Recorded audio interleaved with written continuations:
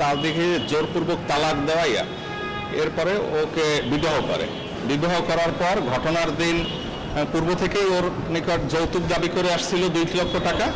এই টাকা দিতে না পারার কারণে টাকা না দেওয়ার কারণে তার উপরে বিভিন্ন রকমের অত্যাচার নির্যাতন শুরু করে। এক পর্যায়ে ঘটনার দিন তার বাবা অসুস্থ ছিলেন, একটা ছোট ভাই ছিল পাশের রুমে পড়তেছিল। ওই সময় তাকে ওই যৌতুকের দাবিতে মারধর করে এক পর্যায়ে শ্বাসরোধ করে তাকে হত্যা করে। যখন ধস্তাধস্তির শব্দে তার ছোট ভাইটি এসে যখন দেখে যে সে অচেতন অবস্থায় পড়ে আছে, এরপরে ওকে ডাক্তার দেখাবার কথা বলে বাসা থেকে এই সোহরাব হোসেন আকন যে ওর হাজব্যান্ড তাকে নিয়ে যায়। এরপর থেকে আর ওই লাশের আর কোনো হদিস পাওয়া যায় না। দীর্ঘদিন খোঁজাখুঁজি করা হয়েছে, মূলদী থানায় জিডি করেছে। পরবর্তীতে এই বাদী ডলি বেগম সেই মামলাটি দায়ের করে। এই মামলাটি হওয়ার পরে বিগত 25/11/2015 তারিখ মানে চার্জ গঠন হয় এই আসামির বিরুদ্ধে। নারী ও শিশু নির্যাতন দমন আইনের 11 ক এবং দণ্ডবিধি আইনের তার লাশ গুম করার কারণে 201 ধারায় অভিযোগ গঠন করে।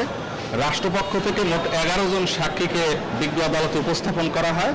তাদেরকে আসামি পক্ষ থেকেও জেরা করা হয় এবং আসামি পক্ষ থেকে 5 জন সাক্ষী ডিডব্লিউ হিসেবে বিজ্ঞ আদালতে তারাও উপস্থাপন করে।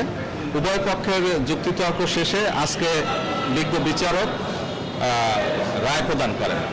রায়ে নারী ও শিশু নির্যাতন দমন আইন 2000 সংশোধনী 2003-এর 11 ক ধারায় আসামি সোহরাব হোসেনকে ফাঁসিতে ঝুলিয়ে মৃত্যুদণ্ড কার্যকর করার আদেশ দেন এবং দণ্ডবিধির 211 ধারায় লাশ গুম করার কারণে তাকে আরও 7 বছরের সশ্রম কারাদণ্ড প্রদান করা হয়। আরও একটি উল্লেখ্য বিষয় যে এই আসামি এই ঘটনার পূর্বে 2009 সনে তার যে দ্বিতীয় স্ত্রী ছিলেন, ওনার নাম মিলি বেগম, ওনাকে গর্ভাবস্থায় যৌতুকের দাবিকে হত্যা করে এবং লঞ্চ থেকে মেঘনা নদীতে ফেলাইয়ে তাকে হত্যা করা হয়। সেই মামলায়ও তার ফাঁসির আদেশ কার্যকর হয়নি, তবে ওই মামলাটি ফাঁসির আদেশ হয় এবং যেটা মহামান্য উচ্চ আদালতে আপিল অবস্থায় আছে।